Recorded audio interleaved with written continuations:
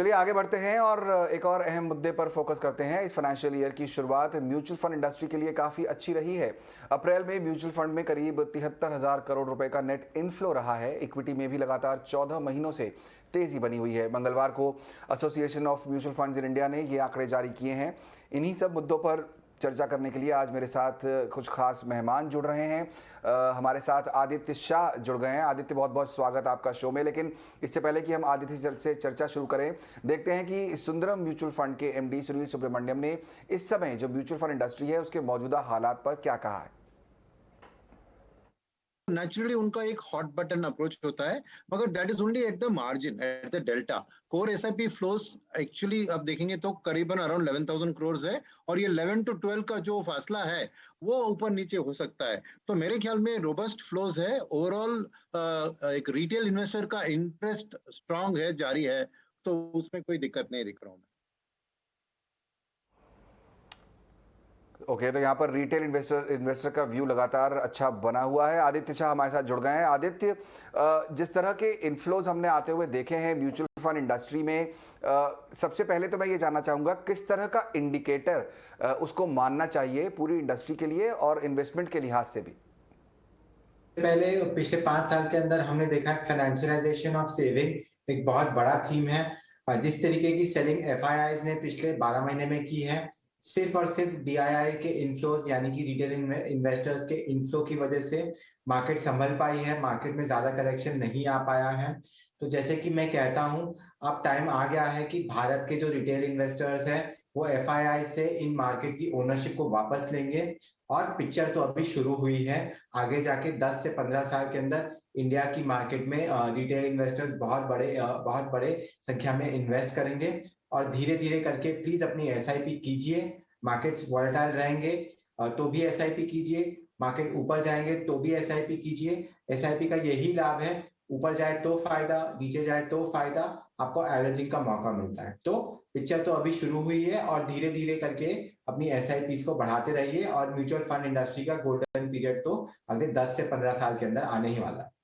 बिल्कुल, मैं वही आपसे अगला सवाल पूछने वाला था और थोड़ा सा डिटेल में अगर आप बताएं आदित्य कि जब हम देखते हैं एक तरफ कि म्यूचुअल फंड में जो इन्वेस्टमेंट हो रहा है वो काफ़ी हद तक बढ़ रहा है, तो हमें लगता है कि हम भी इस चलती ट्रेन में सवार हो जाएं क्योंकि हर कोई शामिल हो रहा है, हम भी हो जाते हैं। लेकिन दूसरी तरफ दिख रहा है कि बाजार तो लगातार गिर रहा है और अपने की लेवल्स तोड़ता जा रहा है। तो एक तरफ चिंता भी होती है, कैसे एक इन्वेस्टर को अपने पोर्टफोलियो को अप्रोच करना चाहिए इस गिवन सिनेरियो में। इन्वेस्टर को सबसे पहले डिसिप्लिन रहना बहुत जरूरी है। आपकी एसआईपी हर महीने जाती रहनी चाहिए। मार्केट्स में जो लेवल है उसका कुछ मतलब नहीं है एसआईपी के अंदर। देखिए, जैसे मार्केट नीचे गिरते हैं तो आपको ज्यादा नंबर ऑफ यूनिट्स मिलते हैं, तो आपकी जो कंपाउंडिंग अगर आप 10 साल तक एसआईपी करेंगे तो ज्यादा होती है। तो आपको खुश रहना चाहिए कि मार्केट गिर रही है तो ज्यादा नंबर ऑफ यूनिट्स मिलेंगे।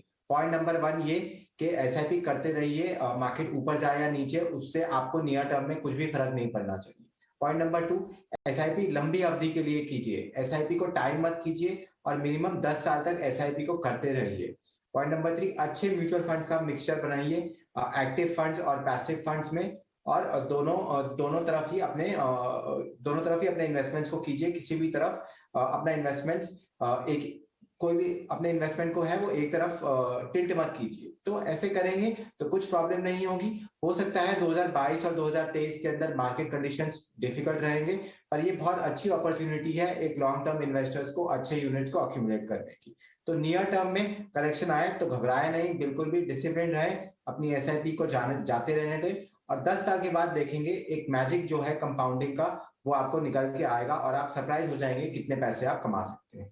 कि बहुत इंपॉर्टेंट बात है यहाँ पर जो आदित्य ने कही है और वो ये कि आपको अपनी एसआईपी कंटिन्यू रखनी है। बाजार किसी भी डायरेक्शन में जा रहा है, चाहे वो तेजी के साथ है या फिर वो गिर रहा है, अगर वो तेजी में है तो आपके पैसे बढ़ रहे हैं, ये तो बहुत अच्छी बात है। लेकिन अगर वो मंदी में भी है, अगर आपको दिख रहा है कि बाजार में गिरावट है, तो आप ये समझिए कि आप उतने ही पैसे में ज्यादा यूनिट खरीद रहे हैं, ये अच्छी बात है। तो और जो लॉ ऑफ एवरेजिंग होती है, कुल मिलाकर मतलब ये कि जो औसत जो निकलेगी कीमत at the end of the day वो आपके लिए बेहतर होनी चाहिए, क्योंकि आप वो एवरेज प्राइस ही कमा रहे हैं लंबी अवधि में। और इसीलिए बार बार हम अपने चैनल के द्वारा ये कोशिश करते हैं अपने दर्शकों को बताने की कि आपको अपनी एसआईपी कंटिन्यू रखनी चाहिए। चाहिए, डिसिप्लिन तरीके से इन्वेस्टमेंट करना चाहिए, क्योंकि लंबे समय में आपको जो कंपाउंडिंग का फायदा है वो तभी मिलेगा। आदित्य, क्या हमको अगर ये दिख रहा है कि अभी हमें कम पैसे में ज़्यादा यूनिट मिल रही है, तो मुझे अपने पोर्टफोलियो को अभी ज़्यादा जो है वो इक्विटी म्यूचुअल फंड की तरफ लगा देना चाहिए? क्या पोर्टफोलियो रीबैलेंस करने का वक्त आ गया है? नहीं, बिल्कुल भी नहीं। सबसे पहले तो आप अपने एसेट एलोकेशन को स्टिक कीजिए। अपने इमरजेंसी कॉर्पस या डेट कॉर्पस में से पैसों को इक्विटी की तरफ शिफ्ट मत कीजिए। एसेट एलोकेशन बहुत ही ज्यादा जरूरी है। हो सकता है यहाँ से भी मुश्किल वक्त आए। हावेवर अगर आप अपनी एसआईपी को बढ़ा सकते हैं 5 या 10% से, तो बिल्कुल बढ़ाइए। कोई खराब बात नहीं है उस बात में। पर एसेट एलोकेशन स्ट्रिक्टली मेंटेन करना है। और मार्केट, वॉरेन बफे जो है वो बहुत बड़ी बात कहते हैं, छोटी अवधि में सिर्फ 2 लोगों को पता है कि मार्केट्स में क्या होगा, एक है भगवान और दूसरा है लायर। तो छोटी अवधि में क्या होगा ये हम बता नहीं सकते। एसेट एलोकेशन को बिल्कुल स्टिक कीजिए, सारे एसेट्स को अपने पोर्टफोलियो के अंदर रखिए। और अगर इक्विटी के एसआईपी थोड़ा थोड़ा करके बढ़ा सकते हैं 5 से 10% से, धीरे धीरे बढ़ाते रहिए। करेक्ट। तो अगर पॉसिबल है तो आप अपनी एसआईपी बढ़ाते रहिए और लगातार इन्वेस्टमेंट करते रहिए। यहाँ पर एक सवाल और बात आता है आदित्य मन में, और वो ये कि एक तरफ हम देख रहे हैं कि जो डेट फंड्स हैं वहाँ से तो पैसा निकल रहा है और पैसा जा रहा है अब इक्विटी की तरफ, लेकिन इक्विटी मार्केट में यहाँ दबाव देखने को मिल रहा है। तो ये जो कई बार होता है कि इंफॉर्मेशन बहुत सारी हमारे पास होती है, लेकिन हम उसे पढ़े कैसे और समझे कैसे, वो थोड़ा सा मुश्किल होता है कई बार एक निवेशक के लिए। तो अगर आप इसको समझा सकें कि ये डेट मार्केट से जो पैसा निकल रहा है उसे कैसा देखना चाहिए, और जो इक्विटी में आ रहा है इस गिरावट के बावजूद उसका क्या मतलब निकलेगा? देखिए, पिछले 1 साल के अंदर इक्विटी मार्केट्स में बहुत ज्यादा तेजी है। उससे रिटेल इन्वेस्टर देख रहे हैं कि डेट में तो 5-6% का रिटर्न मिल रहा है और इक्विटी में 15-20% का रिटर्न मिल रहा है, तो क्यों ना इक्विटी में पैसे लगा दिए जाए। अब ऐसा होते होते आप देख रहे हैं आपके इक्विटी मार्केट्स में भी करेक्शन आ रहा है, और आप लोग सोचते हैं कि इक्विटी में पैसे क्यों लगाए, डेट में ही पैसे लगा लेते। तो इसीलिए मैं कहता हूं आपको बिल्कुल डिसिप्लिन्ड और कंसिस्टेंट रहना है। दोनों ही एसेट क्लासेस में आपका इन्वेस्टमेंट होना चाहिए। बिल्कुल भी ग्रीडी मत होइए कि इक्विटी ऊपर जा रहा है तो इक्विटी में पैसे डाल दे, बिल्कुल नहीं। अगर 100 रुपए हैं आपके पास, तो 30 से 40 रुपए अगर आपके डेट में है तो वहीं पे रहने दीजिए उसको। 4 से 5% का रिटर्न मिलेगा तो बिल्कुल भी खराब बात नहीं है। क्योंकि अगर आप 6 से 8 महीने का रिटर्न देखेंगे निफ्टी का, तो आपको रियलाइज होगा कि निफ्टी का रिटर्न -6% के आसपास है। तो नेगेटिव रिटर्न से ज्यादा अच्छा तो पॉजिटिव रिटर्न है। तो मैं यही कहता हूं, एसेट एलोकेशन को बिल्कुल स्टिक कीजिए, उसको कभी भी वायलेट मत कीजिए। हाँ, 3-4%, 5% इधर उधर आप कर सकते हैं, पर ऐसा नहीं होना चाहिए कि सारा ही पैसा डेट में से निकाल के इक्विटी में डाल दिया या सारा ही पैसा इक्विटी से निकाल के डेट में रख दिया। बिल्कुल नहीं, बैलेंस मेंटेन कीजिए। जो बैलेंस मेंटेन करते हैं और कंसिस्टेंटली इन्वेस्ट करते हैं उन्हें ही कंपाउंडिंग का फल मिलता है। जो मिस्टेक्स करके कभी इक्विटी में जाते हैं कभी डेट में जाते हैं, वहां पे कंपाउंडिंग का इफेक्ट नहीं होता। तो कंसिस्टेंट रहिए और एसेट एलोकेशन को स्टिक कीजिए। करेक्ट। तो कंसिस्टेंट रहिए, एसेट एलोकेशन को स्टिक कीजिए, ये इंपॉर्टेंट है। मेरे एक और मेहमान मेरे साथ जुड़ गए हैं, कीर्तन शाह भी हमारे साथ अब है। बहुत बहुत स्वागत कीर्तन आपका। यहाँ पर जो सवाल मैंने अभी आदित्य से पूछा, हम चर्चा यही कर रहे हैं कि जिस तरह से म्यूचुअल फंड में हम देख रहे हैं कि इक्विटी म्यूचुअल फंड में लगातार निवेश बढ़ रहा है, लेकिन दूसरी तरफ डेट म्यूचुअल फंड से पैसा निकलता जा रहा है। दूसरी तरफ मैं यही सवाल जो भी आदित्य से पूछा उसी को थोड़ा सा चेंज करके आपसे पूछूंगा। एक तरफ हम देख रहे हैं कि ये सिचुएशन है कि इक्विटी म्यूचुअल फंड में पैसा आ रहा है, डेट से निकल रहा है, लेकिन दूसरी तरफ आने वाले समय में डेट फंड्स जो है वो बेहतर करते दिखाई देंगे क्योंकि इंटरेस्ट रेट यहां से बढ़ रहे हैं। तो ऐसे समय में अब एक इन्वेस्टर को क्या करना चाहिए? देखिए, दूसरे आपके क्वेश्चन का आंसर पहले दूंगा शायद, क्योंकि फर्स्ट वाले का आदित्य जी ने ऑलरेडी आंसर कर दिया है। डेट म्यूचुअल फंड्स में होता ये है कि जब भी इंटरेस्ट रेट्स बढ़ता है तो अनफॉर्चुनेटली उसमें temporarily mark to market loss आ जाता है। ये कॉन्सेप्ट थोड़ा सा समय लेके एक्सप्लेन करना चाहूँगा। मान लीजिए आप आज एक 3 साल की फिक्स डिपॉजिट में पैसा निवेश कर देते हैं 6% पे, तो होता ये है कि आपको हर साल 6% मिलेगा अगले 3 सालों तक। अगर मार्केट में इंटरेस्ट रेट बढ़ने लगेगा, जैसे आज की सिचुएशन है, तो भी आपको अगले 3 सालों तक 6% मिलेगा, क्योंकि आपने 6% की फिक्स डिपॉजिट ली है। तो इसलिए बढ़ते इंटरेस्ट रेट्स फिक्स डिपॉजिट या फिक्स्ड इनकम इंस्ट्रूमेंट्स के लिए थोड़े से नेगेटिव होते हैं मार्क टू मार्केट कॉन्सेप्ट के हिसाब से, क्योंकि मार्केट में इंटरेस्ट रेट बढ़ते जाता है, पर आपको अभी भी वो पिछला वाला कम 6% का इंटरेस्ट रेट मिलेगा, जबकि नई एफडी करने वालों को 6 से ज्यादा मिलेगा। इसीलिए कहा जाता है कि जब इंटरेस्ट रेट्स ऊपर जाते हैं तो फिक्स्ड इनकम इंस्ट्रूमेंट्स में मार्क टू मार्केट टेम्पररीली एक लॉस दिखाई देता है। इसीलिए अगर जो एक्सपेक्टेशन है कि जैसे आरबीआई ने अभी 40 बेसिस पॉइंट्स रेपो बढ़ाया था और शायद एफआई 22 में और 100 बेसिस पॉइंट रेपो बढ़ा देंगे, तो बढ़ते हुए इंटरेस्ट रेट्स में फिक्स्ड इनकम में इन्वेस्ट करने के लिए दो चीज़ों का ध्यान रखना मेरे हिसाब से बहुत ज़रूरी है।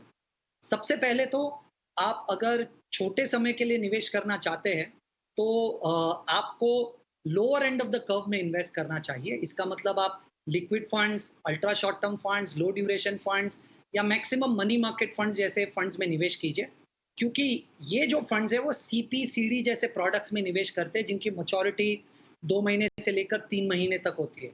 तो जैसे ही दूसरे तीसरे महीने में इसकी मैच्योरिटी आ जाती है और उसको रीडिप्लॉय करने की कोशिश की जाती है, तो उस पे बढ़ा हुआ ज़्यादा इंटरेस्ट रेट मिलता है। तो बढ़ते हुए इंटरेस्ट रेट का अगर फ़ायदा लेना है तो आपको इन इंस्ट्रूमेंट्स में या इन म्यूचुअल फंड्स में निवेश करना चाहिए, जैसे मैंने आपको कहा।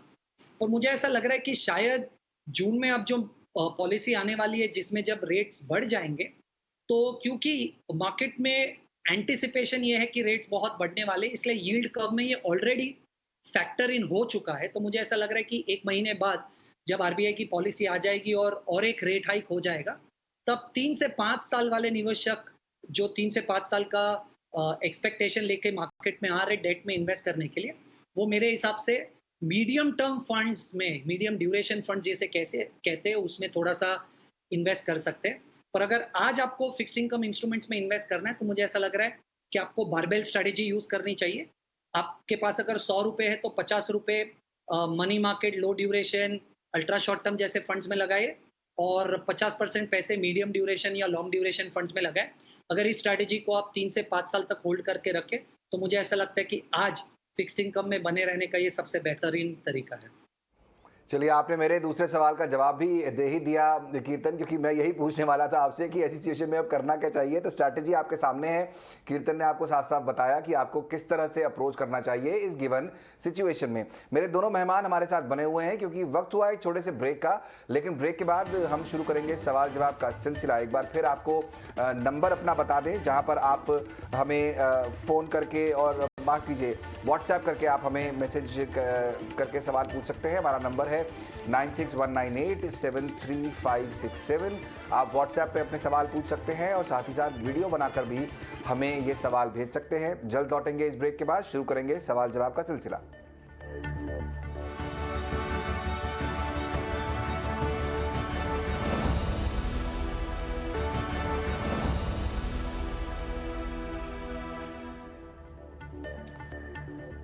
स्वागत है एक बार फिर आपका ईटी मनी बनो अपना फाइनेंस मिनिस्टर में। और मेरे दो खास मेहमान मेरे साथ जुड़े हुए हैं और अब वक्त हो गया है सवाल जवाब शुरू करने का। तो हमें अनिल ने अपना सवाल भेजा है और उन्होंने अपना पोर्टफोलियो हमें भेजा है। उनके पोर्टफोलियो में एक्सिस ब्लू चिप फंड है, करीब 5,000 का निवेश वो कर रहे हैं। डीएसपी मिड कैप है, Parag Parekh flexi cap, SBI balance advantage, ये सारे फंड्स हैं। इनमें 5 फंड्स हैं करीब, इसमें 25,000 रुपये का ये इन्वेस्टमेंट कर रहे हैं। और इनका जो प्लान है वो ये है कि रेगुलर इनकम ये चाहते हैं रिटायरमेंट के बाद। तो सवाल ये पूछ रहे हैं कि इनकी उम्र करीब करीब 50 साल की है। तो ये जानना चाह रहे हैं कि इनका पोर्टफोलियो ठीक है और SWP यानी सिस्टमैटिक विड्रॉल प्लान के जरिए ये रेगुलर इनकम चाहते हैं, तो क्या इनका पोर्टफोलियो उस हिसाब से सही है? कीर्तन जी, आपको क्या लगता है, ये पोर्टफोलियो रिटायरमेंट के हिसाब से सही है? और क्या सिस्टमैटिक विड्रॉल प्लान जो उनका टारगेट है आने वाले समय में वो अचीव कर पाएंगे, उसके लिए ये पोर्टफोलियो ठीक दिख रहा है आपको? देखिए, सबसे पहले तो मुझे ऐसा लग रहा है उन्होंने जो एज प्रोफाइल डिस्कस किया उसके हिसाब से तकरीबन 11-12 साल और रिटायरमेंट के लिए है। ये काफ़ी समय है इक्विटी में इन्वेस्टेड रहने के लिए। पर अगर मैं इनका पोर्टफोलियो थोड़ा-सा डीप डाइव करूँ तो 3 पैरामीटर्स पे स्टॉक्स का ओवरलैप, रिस्क लेने के सामने कितना रिटर्न दिया है और उन्हें जितने समय के लिए निवेश करने हैं उस हिसाब से रिस्क प्रोफाइल के चलते मुझे ऐसा लगता है कि इन्हें 2 फंड्स में चेंज लाना चाहिए। सबसे पहले तो मुझे ऐसा लग रहा है कि उन्हें डीएसपी मिड कैप और एसबीआई बैलेंस फंड ये दोनों एग्जिट कर देना चाहिए। बाकी के जो उनके 3 फंड्स हैं, Axis blue Chip, Parag Parekh flexi Cap और Mirae Asset Emerging blue chip, ये 3 फंड्स को रखना चाहिए और इसके साथ एक Kotak emerging equities fund add कर देना चाहिए। तो जब ये 4 फंड्स अपने Axis blue chip, Kotak emerging, Parag Parekh और Mirae assets emerging blue chip, ये चारों फंड्स को एक साथ में देखेंगे, मुझे ऐसा लग रहा है कि इन फंड्स में ओवरलैप बहुत कम है। उनका काफ़ी अच्छा एक बैलेंस हो जाएगा लार्ज कैप, मिड कैप के बीच में, और थोड़ा-सा जभी भी पीपीएफएस, फ्लेक्सी कैप में इंटरनेशनल इन्वेस्टिंग अलाउ किया जाएगा, तो वो थोड़ा-सा एक इंटरनेशनल एक्सपोज़र भी उनका स्टार्ट हो जाएगा। अब ये हुआ इनके फंड्स के बारे में। अब इन्होंने जब ये क्वेश्चन भेजा था तो उन्होंने स्पेसिफाई किया टिपिकली कि उनको एक एसडब्ल्यूपी चाहिए, उसके लिए एक अग्रेसिव हाइब्रिड फंड का निवेश करना चाहते हैं। तो सबसे पहले अनिल जी, आपको ये समझना पड़ेगा, मेरे हिसाब से अग्रेसिव हाइब्रिड फंड ये कैटेगरी रिटायरमेंट के बाद एसडब्ल्यू के लिए बिल्कुल ही नहीं बनी हुई है। आपको किसी भी हाइब्रिड फंड में या इक्विटी फंड में मेरे हिसाब से रिटायरमेंट के बाद इन्वेस्टमेंट नहीं करना चाहिए अगर आपकी रिक्वायरमेंट एसडब्ल्यूपी है। क्योंकि होता ये है कि आप किसी भी फंड में निवेश करेंगे जिसमें इक्विटी का कंपोनेंट है, तो इक्विटी मार्केट के चलते ये फंड की वैल्यू ऊपर नीचे होएगी। तो मान लीजिए अगर मार्केट्स नीचे गिर रहे तो ये फंड की वैल्यू गिर जाएगी, पर आपका एसडब्ल्यूपी हर महीने निकलते जाएगा। इससे हो ये सकता है कि शायद आप अपने कैपिटल में डिप कर ले, क्योंकि आपको हर महीना कैश फ्लो चाहिए। तो मेरी सलाह आपसे ये होगी कि अग्रेसिव हाइब्रिड को ना देखकर रिटायरमेंट के बाद डेट फंड में निवेश कीजिए एक एसडब्ल्यूपी करने के लिए। और उसमें भी मुझे ऐसा लग रहा है कि आप जैसे ही कॉर्पस इन्वेस्ट करेंगे, तुरंत ही एसडब्ल्यूपी मत चालू कीजिए। कॉर्पस इन्वेस्ट करने के बाद उसे 1 साल, 1.5 साल तक थोड़ा-सा स्टेबल होने दीजिए, ग्रो होने दीजिए, जिसके बाद आप उसमें से एसडब्ल्यूपी करेंगे, तो मुझे ऐसा लग रहा है काफ़ी हद तक आपका कैपिटल कभी भी डिप नहीं होगा। अनिल जी। चलिए, तो ये अच्छी सलाह यहाँ पर अनिल जी को मिली है, और वो ये कि नंबर 1, एक तो पोर्टफोलियो में थोड़े बहुत बदलाव की ज़रूरत है, वो आप कर सकते हैं। आप डीएसपी मिड कैप और एसबीआई बैलेंस फंड जो है उसको निकाल दें, आप कुछ जगह कोटक इमर्जिंग इक्विटीज़ फंड को शामिल कर सकते हैं। ये सलाह यहाँ पर दी है। और बहुत अच्छी बात जो आपने सिस्टमैटिक विड्रॉल प्लान यानी एसडब्ल्यूपी के बारे में पूछी थी, वो ये कि हाइब्रिड फंड जो है उसका जवाब नहीं है। आपको फोकस करना चाहिए कि आप उसको 1 या 2 साल पहले किसी डेट फंड में डालें, और वहां से उसके बाद धीरे धीरे जब आप निवेश अपना निकालेंगे तब आपको फायदा होगा। ये बेहतर सिचुएशन दिखाई दे रही है। चलिए आगे बढ़ते हैं, और अब हमारे साथ विवेक यादव जी जुड़ रहे हैं। विवेक जी नमस्कार। नमस्कार जी सर। कहाँ से बोल रहे हैं आप? मैं यहाँ हिमाचल प्रदेश से बात कर रहा हूँ। वाह, हिमाचल प्रदेश, यानी मौसम आपके यहाँ अच्छा ही होगा अभी फिलहाल। बहुत बहुत अच्छा है सर। बताइए विवेक जी, क्या सवाल है आपका? मुझे अपने ना जो एसआईपी मैंने इन्वेस्टमेंट किया हुआ है उसका रिव्यू करना था कि वो पोर्टफोलियो सही है या नहीं, या उसमें कोई चेंजेस तो रिक्वायर्ड नहीं है। ओके, आप कितना इन्वेस्टमेंट कर रहे हैं फिलहाल? अभी मेरा 20,000 पर मंथ का है। ओके। और 5 उसमें स्कीम्स हैं। ओके। हाँ, और जो मेरा अभी एज है 33 है, और मैं 22 ईयर्स तक इसको इन्वेस्ट कर सकता हूँ। 22 इयर्स तक कर सकते हैं आप इन्वेस्ट? ओके, कर सकते हैं हाँ, विद द सेम। तो इसमें आपका कोई प्लान है कि आप अपना एसआईपी कुछ बढ़ाएंगे आने वाले समय में? आपने ये तय किया हुआ है कि आप कौन से गोल के लिए इन्वेस्ट कर रहे हैं? किया हुआ है, हाँ जी हाँ जी हाँ जी। तो बट कितना बढ़ाएंगे वो तो स्पेसिफिक नहीं है, लेकिन बढ़ाने का रखा हुआ है। जैसे जैसे सैलरी बढ़ेगी और वो होगा, तो 3 साल में रिव्यू करते रहेंगे। ये सारा आप रिटायरमेंट के लिए प्लान कर रहे हैं? एक एजुकेशन के लिए प्लान कर रहे हैं और एक उसके रिटायरमेंट के लिए। ओके, एजुकेशन के लिए भी और रिटायरमेंट के लिए भी, ये दो। रिटायरमेंट के लिए भी जी। तो जो गोल है मेरा वो बच्चे के एजुकेशन का है, जो कि 16 इयर्स में रिक्वायरमेंट रहेगी 35 लाख के अराउंड की। ओके, 35। और ओके ठीक है। चलिए आदित्य जी हमारे साथ हैं, उनसे पूछ लेते हैं। आदित्य जी, बच्चे की एजुकेशन और रिटायरमेंट, ये 2 गोल हैं।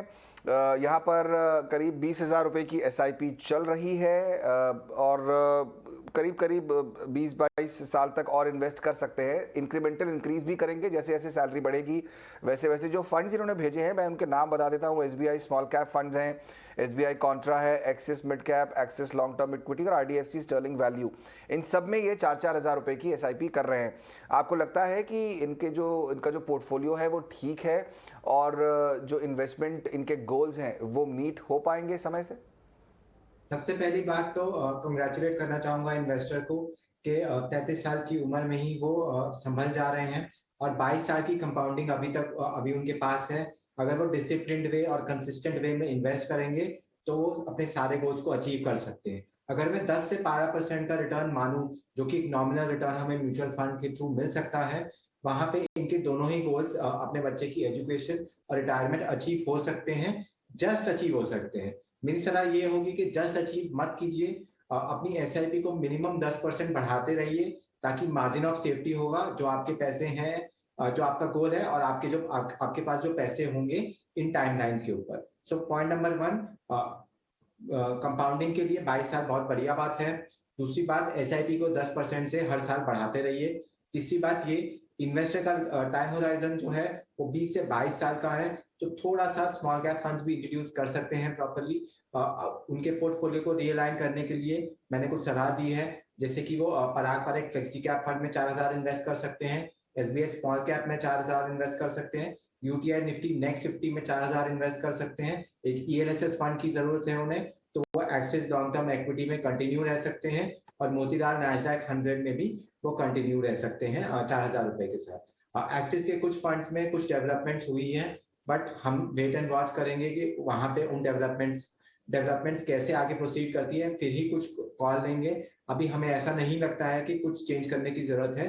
तो इन 5 फंड्स में आप एसआईपी कीजिए, कंसिस्टेंट रहिए, आपका गोल आपके पास आ जाएगा, और एसआईपी को 10% से मिनिमम बढ़ाइए हर साल, ताकि आपके गोल और आपके पास जो पैसे हो उसमें वाइड डिफरेंस हो और आपके पास ज्यादा ही पैसे रहे। करेक्ट विवेक जी, तो आपके लिए सलाह बहुत साफ है कि नंबर 1 तो ये कि जो आपने गोल्स रखे हैं और जो इन्वेस्टमेंट आप कर रहे हैं हर महीने, वो आपके गोल को अचीव कर लेगा। तो ये तो बहुत अच्छी बात है, लेकिन सिर्फ गोल अचीव करना ही काफ़ी नहीं होता है, आपको उसको थोड़ा थोड़ा इंक्रीमेंटल बढ़ाएंगे तो वो बेहतर रहेगा। ऐसा आपने भी कहा अभी कि आप धीरे धीरे जो है वो अपनी ईएमआई एसआईपी बढ़ा सकते हैं, तो उसका रूल फॉलो कर सकते हैं कि जितना पैसा आप अभी लगा रहे हैं अगले साल आप 10% ज़्यादा लगाएं। 10% करके आप अगर इंक्रीमेंटल वे में अपना जो है इन्वेस्टमेंट बढ़ाएंगे, तो आपका कॉर्पस धीरे धीरे जो आपका जो अंत में जो पैसा बनेगा वो बढ़ता जाएगा। ये पहली बात है। और जो आपने पूछा कि फंड में बदलाव की ज़रूरत है, तो यहाँ पर कुछ सुझाव दिए हैं आपके लिए। पराग पारेख फ्लेक्सी फंड में आप लगा सकते हैं पैसा, एसबीआई स्मॉल कैप में आप लगा सकते हैं, यूटीआई निफ्टी नेक्स्ट 50 में लगा सकते हैं। बाकी जो फंड्स हैं आपके एक्सिस लॉन्ग टर्म इक्विटी और मोतीलाल नैस्डैक, उसमें कंटिन्यू कर सकते हैं। तो ये जो पोर्टफोलियो है वो आपका थोड़ा बैलेंस्ड भी हो जाएगा। लॉन्ग रन में आपका जो गोल है वो अचीव होता दिखाई दे रहा है। चलिए उम्मीद करेंगे कि आप अपना गोल जो है वो समय से पूरा कर लें। All the best for that. आगे बढ़ते हैं, हमारे साथ एक और कॉलर जुड़ रहे हैं, राजीव शुक्ला जी। राजीव जी नमस्कार। सर नमस्कार। बताइए सर, क्या सवाल है आपका? सर पहले तो कंग्रेचुलेशन कि आपने मेरा क्वेश्चन जो है इस पे सेलेक्ट किया। और सर मैं आपसे जानना चाहता हूँ कि मैंने कुछ फंड्स चला रखे हैं और कुछ 15 साल से चला रखे हैं, उसमें मुझे कुछ ज्यादा रिटर्न मुझे नहीं मिल रहा है। तो I want to know sir कि मुझे कहीं सजेस्ट करिए मेरे फंड ठीक हैं या नहीं। मेरा गोल ये है कि मैं रिटायरमेंट के आसपास करीब 2 करोड़ का कॉर्पस का सोच रहा हूँ सर, बिकॉज मैं एक प्राइवेट उसमें जॉब करता हूँ। करेक्ट। ओके, 2 करोड़ का कॉर्पस है और आप 15 साल से इन्वेस्टमेंट कर रहे हैं। रफली आप हर महीने कितने की एसआईपी करते हैं राजीव जी? सर मैंने एचडीएफसी टॉप 100 पे करीब 5000 हमारा चल रहा है करीब। इसमें मैंने अगर देखा जाए तो 12 लाख के आसपास किया होगा और 25 लाख के आसपास आज इसकी वैल्यू है। ओके, तो ये तो फंड मतलब अच्छा कर रहा है आपके लिए। टोटल आपकी जो एसआईपी है इस समय हर महीने वो कितनी है? सर इस समय जो मेरी एसआईपी करीब 21,000 की जा रही है सर, ये म्यूचुअल फंड में, और कुछ हमारा पीपीएफ में भी वो इन्वेस्टमेंट होता है। जी करेक्ट। 21,000 की आपकी एसआईपी है। और आपने जो फंड के नाम हमें भेजे हैं, HDFC top 100, HDFC life pension super, HDFC gold, axis blue chip, axis focused, CR emerging equity, CR blue chip, SBI, काफ़ी सारे फंड्स दिख रहे हैं। आईसीआईसीआई प्रू, अलग अलग ग्रुप के तो ज़रूर हैं, लेकिन फंड्स बहुत ज़्यादा दिख रहे हैं आपके पास। चलिए पता कर लेते हैं, हमारे एक्सपर्ट्स हमारे साथ हैं।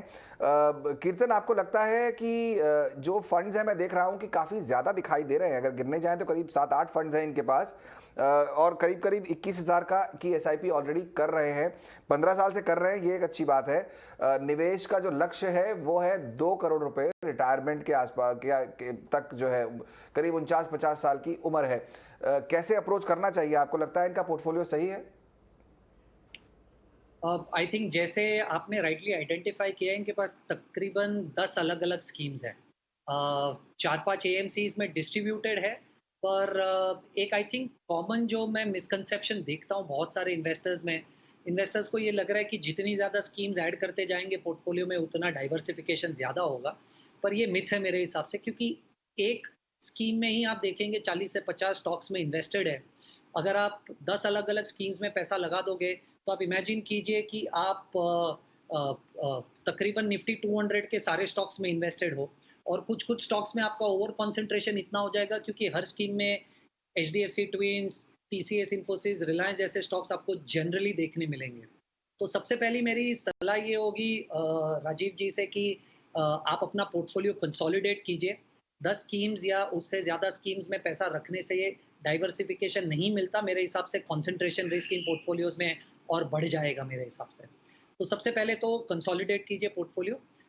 दूसरी चीज़, कांग्रेचुलेशंस कि आप 12-15 साल से इन्वेस्टमेंट कर रहे हैं। ऑलरेडी आपने इन्वेस्टमेंट में कंपाउंडिंग का इफेक्ट और एडवांटेज देखा हुआ है, और मैं काफ़ी कंफर्टेबली ये कह सकता हूँ कि अगले 10-11 साल आप और भी कंटिन्यू करेंगे, क्योंकि आपने ऑलरेडी 15 साल कंटिन्यू किया हुआ है।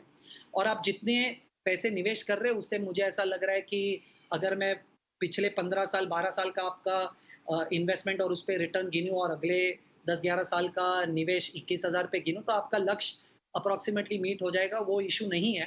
पर जैसे मैंने आपको कहा कि आपको कंसोलिडेट करना पड़ेगा आपका पोर्टफोलियो, क्योंकि अगर आप देखेंगे कि बहुत सारे आपके फंड्स 2000 से 2018 के पहले जो इन्वेस्टेड है, उनकी ऑब्जेक्टिव कंप्लीटली चेंज हो चुकी है, राइट? क्योंकि सेबी का नया रूल आया था जिसकी वजह से बहुत सारे ऑब्जेक्टिव्स चेंज हो गए।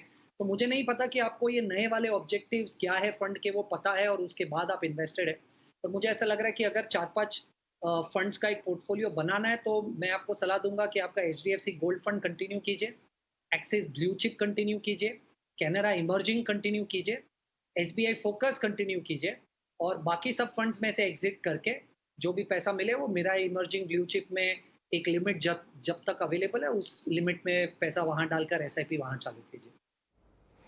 करेक्ट। तो बहुत अच्छा, यहाँ पर 2 पार्ट में जवाब है आपके लिए राजीव जी। पहली बात तो ये कि आप जो है अपने आपके पास बहुत सारे फंड्स हैं, बहुत ज़्यादा फंड्स हैं। उतने सारे फंड्स का जो पोर्टफोलियो जब हम बनाते हैं तो उसको मैनेज करना भी मुश्किल होता है, ओवरलैप बहुत होता है एक ही, क्योंकि हो सकता है कि एक जैसा फंड हो 2 अलग अलग कंपनियों का और आपने वो ले रखा है, तो उससे बहुत ज़्यादा फायदा कुछ होता नहीं है। ज़रूरत यह है कि आप कम फंड रखें, अच्छे फंड्स में पैसा लगाएं और नियमित रूप से पैसा लगाते रहें। तो सबसे अच्छे यहाँ पर जो सुझाव दिए गए हैं, तो पहला तो ये बात हुई। दूसरा ये कि अब आपको कौन से फंड में पैसा लगाना है, तो ये 2-4 फंड के नाम बताए गए हैं आपको, HDFC gold, axis blue chip, Canara emerging equities, SBI focused और मिराई इमर्जिंग ब्लू चिप। ये जो फंड्स हैं इनमें आप अपना पैसा फोकस करके रखेंगे तो आपको रिटर्न अच्छे मिलने की उम्मीद है। आपके पास समय भी अभी है, क्योंकि आपने बताया कि आप रिटायरमेंट के लिए प्लान कर रहे हैं, तो समय भी है और आप अपने लक्ष्य तक पहुंच जाएंगे। अगर आप प्लान करके चलेंगे अपने इन्वेस्टमेंट को, तो सबसे अच्छा फायदा आपको मिलेगा। चलिए आगे बढ़ेंगे, एक और दर्शक को शामिल करते हैं। रोनित हमारे साथ जुड़ रहे हैं। रोनित नमस्कार। हाँ जी नमस्कार। कैसे हैं आप? जी जी बढ़िया सर। बताइए क्या सवाल है? सर मेरा एज है 32 ईयर्स।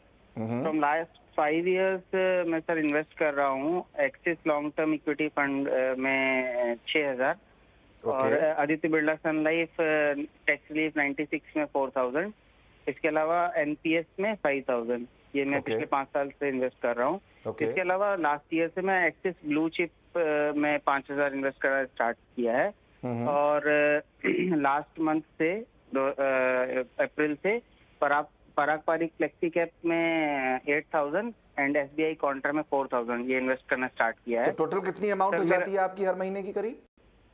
ये सर 32,000 की। जी ओके। सर मेरा जो गोल्स हैं वो नेक्स्ट 5 इयर्स में मुझे 8 लाख चाहिए एक कार के लिए, 10 इयर्स में 50 लाख मुझे चाहिए है होम लोन का ये करने के लिए, अपना एक घर लेने के लिए, और 15 इयर्स में 60 लाख चाहिए बच्चों की पढ़ाई और शादी के लिए, और अपने रिटायरमेंट के लिए 3 करोड़। ये मेरा रिटायरमेंट कब तक आपने प्लान किया हुआ है अपना? 60 इयर्स में। ओके, यहाँ से अगर काउंट करें तो कितने साल हुए? ठीक है, 28 इयर्स। जी जी, तो मैं ये जानना चाह रहा था अभी जो मैं इन्वेस्ट कर रहा हूँ ये फंड्स का मेरा सिलेक्शन सही है क्या, और मुझे क्या बढ़ाना पड़ेगा अपने टारगेट्स को अचीव करने के लिए। ओके, चलिए आदित्य हमारे साथ हैं, उनसे पूछ लेते हैं। आदित्य, 5 साल में 8 लाख की ज़रूरत है गाड़ी के लिए, 10 साल में 50 लाख की ज़रूरत है घर के लिए, 15 साल में बच्चों के एजुकेशन के लिए 60 लाख और रिटायरमेंट के लिए 6 करोड़। इस समय जो इन्वेस्टमेंट चल रहा है वो करीब 32,000 रुपये का चल रहा है। आपको लगता है ये गोल जो है वो अचीवेबल है? देखिए, रिटायरमेंट की तरफ से जो 6 करोड़ रुपए बोल रहे हैं वो हो सकता है शायद वो अचीव ना कर पाए, क्योंकि वो हर रेगुलर इंटरवल पे अपने कॉर्पस को डिप्लीट करते जा रहे हैं। तो मेरी एडवाइस ये रहेगी कि अगर आपको रिटायरमेंट के लिए पैसे एक्यूमुलेट करने हैं तो अगेन वही बात रहेगी, या तो अपने टाइम होराइजन को आगे बढ़ाइए या तो फिर अपने एसआईपी को 10% से मिनिमम बढ़ाते रहिए। 10% कोई बेंचमार्क नहीं है, आप 20% से भी बढ़ा सकते हैं। आपकी सेविंग्स कितनी होती है वो उसके ऊपर डिपेंड करता है। Point number 1। पॉइंट नंबर 2 ये बात रहेगी, सिंस इन्वेस्टर का जो टाइम होराइजन है वो बहुत लंबा है, पहले तो मैं कंग्रेचुलेट करूंगा इन्वेस्टर को कि वो इतने यंग एज पे इन्वेस्ट करने की सोच रहे हैं। और दूसरी बात, टाइम होराइजन लंबा है तो वो आप स्मॉल कैप फंड इंट्रोड्यूस कर सकते हैं पोर्टफोलियो के अंदर। आप डीएसपी के स्मॉल कैप फंड में इन्वेस्ट कर सकते हैं कुछ अमाउंट, बाकी आपके पोर्टफोलियो में ज्यादा कुछ प्रॉब्लम नहीं है। तीसरी बात ये मैं नोटिस कर रहा हूँ कि इन्वेस्टर जो है वो नियर टर्म के अच्छे परफॉर्मिंग फंड के अंदर जाने की कोशिश कर रहा है। प्लीज ऐसा बिल्कुल मत कीजिए। फंड्स आउट परफॉर्म और अंडर परफॉर्म करते रहते हैं। आप इन फंड्स को मिनिमम 10 से 15 साल की एसआईपी कीजिए, तभी ही आपको कंपाउंडिंग का इफेक्ट मिलेगा। नियर टर्म में आउट परफॉर्मिंग फंड्स को चूज करने की कोशिश मत कीजिए। अच्छे फंड मैनेजर्स, फॉर एग्जांपल पारंपरिक फ्लेक्सी कैप फंड है, हो सकता है जैसे जैसे उनका एयूएम और भी बढ़ता जाएगा हो सकता है वो नियर टर्म में अंडर परफॉर्म करें, बट कोई बात नहीं, आप उनमें कंटिन्यू कीजिए एसआईपी, क्योंकि फंड मैनेजर जो है वो बहुत अच्छा है, उनकी स्ट्रैटेजी जो है वो बहुत अच्छी है। तो इस हिसाब से आप ध्यान रख के इन्वेस्ट कीजिए। नियर टर्म में अच्छे fund managers, out performing fund managers की तरफ मत भागिए। कंसिस्टेंटली 10 से 15 साल की एसआईपी कीजिए, तो हो सकता है आप अपने गोल की तरफ रीच कर पाए। चलिए, तो ये बात यहाँ पर बहुत क्लियर है कि कंसिस्टेंटली आप जो है निवेश करें तो वो बेहतर रहेगा। एसआईपी अपनी कंटिन्यू रखिए। एक फंड सजेस्ट किया गया, आपके पास समय है अभी, क्योंकि कुछ लंबे समय तक के लिए आप निवेश कर रहे हैं, इसलिए डीएसपी स्मॉल कैप आप ऐड कर सकते हैं अपने पोर्टफोलियो में। बाकी आपका पोर्टफोलियो जो है वो ठीक ठाक दिखाई दे रहा है, उसमें बहुत ज़्यादा समस्या नहीं है। चलिए, वक्त हो गया है शो में हमारे दोनों मेहमानों से ये जानने का कि वो अब दर्शकों को और निवेशकों को कौन सा गुरु मंत्र देने वाले हैं आज।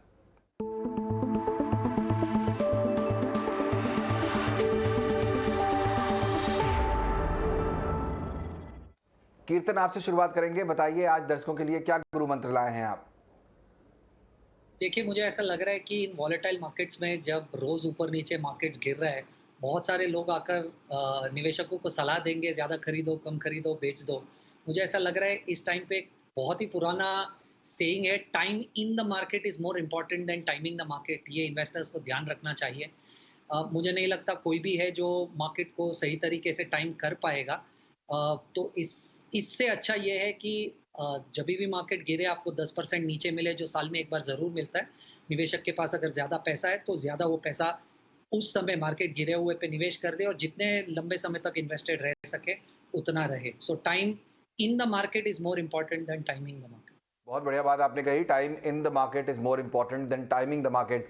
ये मत देखिए कि बाजार अब गिर रहा है, अब मैं एसआईपी की तरफ बढ़ जाता हूँ या एसआईपी बंद कर देता हूँ। कई लोग चिंता की वजह से एसआईपी बंद भी कर देते हैं। बाजार को देखकर अपनी निवेश की रणनीति न बनाएं। आपकी रणनीति बहुत क्लियर होनी चाहिए, आपके पास गोल्स होने चाहिए, आपको पता होना चाहिए कि आप कितने लंबे समय के लिए किस गोल के लिए इन्वेस्ट कर रहे हैं। ये क्लैरिटी होना बहुत ज़रूरी है और इसलिए नियमित रूप से बाजार में पैसे लगाते रहिए और लंबे समय के लिए रखिए। टाइम दीजिए बाजार को, टाइमिंग के चक्कर में मत पड़िए। आदित्य, आपसे जानना चाहेंगे, बताइए क्या है आज आपका गुरु मंत्र? जैसे वॉरेन बफेट कहते हैं, कंपाउंडिंग दुनिया का 8वां अजूबा है। अगर आप अपने पैसों को इन्वेस्ट करके 10 से 15-20 साल रख सकते हैं अपने इक्विटी पोर्टफोलियो के अंदर, तो आप देखेंगे कंपाउंडिंग पे आउट होगा। फॉर एग्जांपल, अगर आप 25,000 की एसआईपी हर महीने करते हैं और आप 10 से 12% का रिटर्न अज्यूम करते हैं, तो 10 साल में आपके पास 75 लाख के आसपास होंगे।